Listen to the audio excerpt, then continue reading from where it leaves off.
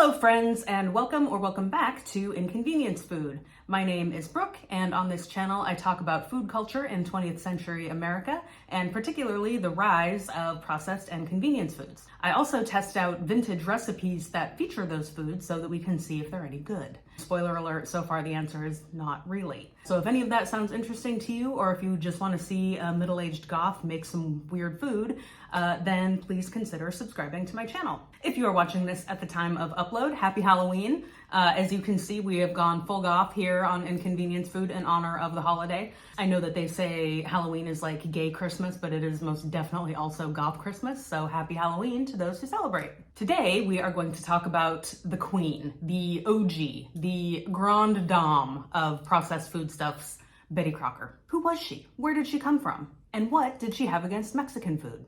Kind of kidding on that last one, but not really. We are going to test out a couple of extremely dubious looking Mexican type recipes from a vintage Betty Crocker cookbook to see what that's all about. First and foremost, I hope I'm not breaking this news to you or shattering some sort of cherished illusion, but Betty Crocker was and is not a real person. She is an advertising character, which is a fictional character designed to appeal to a certain market segment or type of customer. Some of the most recognizable advertising characters are the mascot type, which are often animals and are designed to appeal to children. So think about Tony the Tiger, Chuck E. Cheese, the Kool-Aid Man, Joe Camel. Just kidding about Joe Camel, kind of. But there are also, obviously, advertising characters designed to appeal to adult consumers, including Ms. Betty Crocker. So how did she come to be? The story begins more than 100 years ago in October 1921, when the Washburn-Crosby Company, which was a predecessor of General Mills, ran a contest in the Saturday Evening Post. The contest was a promotion for the company's gold medal flour, and it invited readers to complete a puzzle and send it in for a prize. The company was surprised when readers returned not just tens of thousands of completed puzzles, but along with them, hundreds of questions about baking and cooking. It goes without saying, so I'll say it, information was not nearly as readily available back then as it is today. So customers seized this opportunity to get in direct contact with the company to ask their questions about how to cook. Washburn-Crosby's all-male advertising department usually responded to customer queries, but they were not equipped to answer these kinds of questions. So they reached out to the company's gold medal home service staff, all of whom were women, to put together responses. However, the advertising department manager, a man named Samuel Gale, didn't feel comfortable signing these responses himself.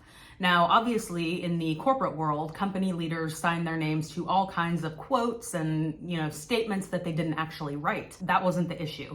Samuel knew that women would be more likely to trust the advice if it came from other women, i.e., people who knew their way around a kitchen. So what did the company do to resolve this dilemma? They created a communications leadership position to manage and respond to customer mail, and they invited the women of the gold medal service staff to apply. Just kidding, they 100% did not do that. What they did was, they went to the board of directors and convinced them to let them create a fake woman to sign the responses. And as you might have guessed, that woman was Betty Crocker. The name Betty Crocker was chosen because Betty sounds like the kind of sunny, cheerful housewife next door who you would reach out to with your questions. And Crocker was the last name of a Washburn-Crosby company director. I had always assumed that the name Crocker was chosen because it sounds like crockery, but hey, if you can birth a fake woman to answer customer questions while simultaneously sucking up to the board of directors, why wouldn't you do it? Betty was unleashed on the world in 1924 when the Betty Crocker Cooking School of the Air debuted on radio. The scripts for the show were written by Marjorie Husted, and she also took over as Betty's voice on the show in 1926, a role that she would continue to play for about 20 years. Let's talk about Marjorie real quick. She was an interesting character, and she was probably the closest thing to being an actual real-life Betty Crocker. She taught gold medal cooking schools for General Mills across the country and then organized and led the Betty Crocker homemaking service as its director. Through her work as a consultant to the company in advertising, PR, and home service, she helped turn the Betty Crocker brand into an empire. And she was determined to treat the homemakers, who were the brand's customers, as people with important jobs that were worthy of dignity and respect. On the orders of General Mills' president, she was actually introduced to visitors to the company as Betty Crocker. And she researched and published the original version of the cookbook we're going to be using today, Betty Crocker's Good and Easy Cookbook. The Betty Crocker brand today is primarily known as a purveyor of convenience foods, things like Hamburger Helper, instant mashed potatoes, Bisquick, boxed cake mixes, canned frosting, that kind of thing. But Betty Crocker is also very well known for their cookbooks, including the ones that we are going to be looking at today. So I actually have two vintage Betty Crocker cookbooks.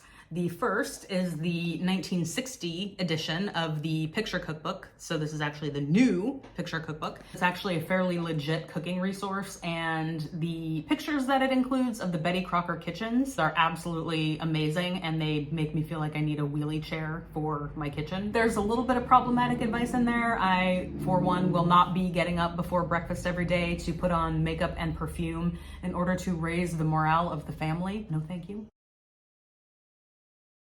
It's really a pretty adorable and charming product of its time. The cookbook we're going to be using today, however, is, as I mentioned, this one. So this book does include some like actual recipes for actual food, but it also includes plenty of the kinds of recipes that we are after on this channel, which are more about, mixing together a can of soup with a jar of processed cheese and maybe throwing in some gelatin and calling it food. In particular, today we are going to be making a couple of Mexican recipes, with all the air quotes that exist. I am not an expert on Mexican food. I did live in Southern California for 20 years. I know my way around a taqueria. I am definitely not an expert, but I think we can all agree that there is nothing Mexican about the things that we are going to put together today. So let's get into the kitchen and mix some cans of things together. We have a slightly different angle going on here in the kitchen on Inconvenience Food today. And the reason for that is that for the first time on my cooking channel, we are going to actually cook something on the stovetop. The first thing that we are going to take a look at though is a bean salad that I prepared last night. Does this recipe include a problematic caricature of a Mexican gentleman wearing a sombrero with a giant mustache? Yes, it does. We've got our green beans out of the can, chopped onion, 3 tablespoons of French dressing, and I can see 0 ingredients that make this Mexican in any way. So our salad has been sitting in the refrigerator overnight, and I regret to inform you that it doesn't look good. It looks mushy. I mean, I did use canned green beans, which have a certain mush factor already. The color is not good. It is like green, but brown, but orange. Not cute. It's not cute. It doesn't look appetizing in any way, but you know what? We're gonna eat it anyway. The final step in the preparation of this salad is to add 2 to 3 tablespoons of grated cheese. So I'm putting my cheese in. Just cold ass cheese. Like, fine. A food. All right, so for our next item, we are going to be making a soup, and we are going to be making an accompaniment to the soup. The accompaniment that we are going to be making today is called cheese nippies.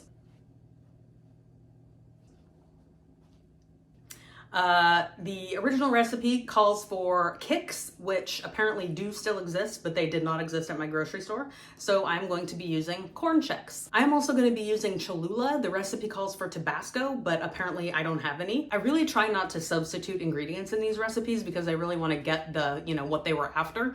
But so far I'm 0 for 2 on ingredients, so we're off to a great start. For our nippies, the first thing we're going to do is melt butter in a pot. That was 1/3 of a cup of butter. Okay, our butter has melted, so to it I am going to add a teaspoon of paprika, half a teaspoon of salt, 1/3 of a cup of shredded cheddar cheese, 4 cups of our not Kicks, and a few drops of our Cholula. We are to stir this over low heat until it is all combined together, so I'm gonna stir it together. Okay, the cheese is melted. It looks to be combined. Looks like checks in a pot. Okay, I cannot tell you how excited I am about this next recipe. This is actually one of the recipes along with the complexion salad from my first video. I'll link it somewhere.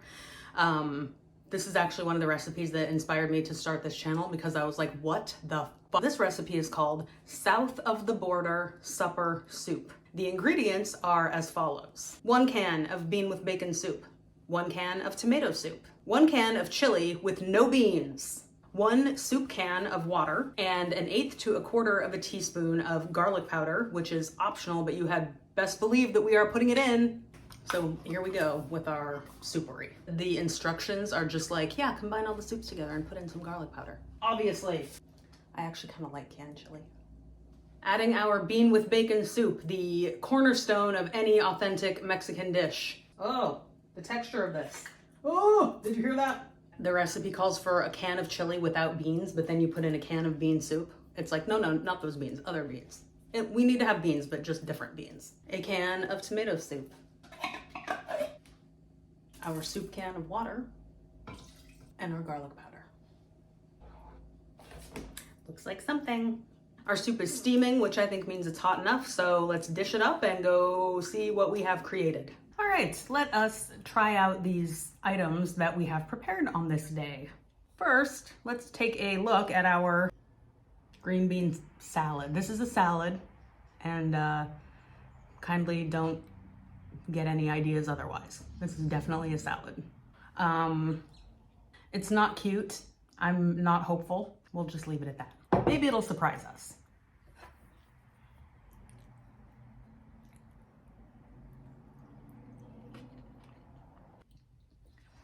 It's inoffensive, I guess. It's fine. Would I make it again? No. It's not necessarily what I would call a salad, and it is definitely not Mexican. I mean, again, I'm not an expert, but if there are any Mexicans who happen to be watching this or people who know a lot about Mexican food and there is something Mexican about this that I am missing, please enlighten me. But in the meantime, I'm gonna stick with my assessment that it is neither Mexican nor a salad. All right, on to our south of the border supper soup, which, if we're being honest, it's chili. Let's give it a whirl. And don't forget our nippies. It's good. That's actually delicious. I'm gonna put some on top. All right, let's see here. It's chili. It's canned chili. That's what it is. That's what it tastes like. And with the nippy.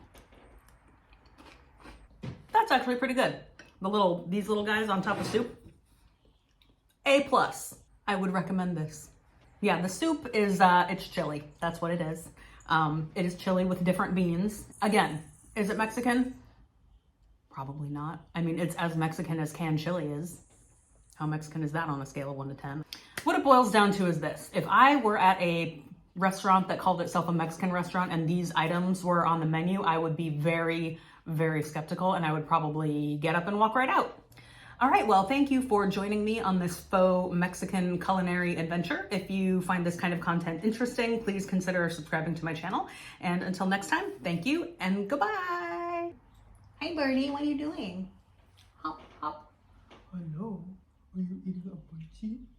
Yeah, I put it there for you.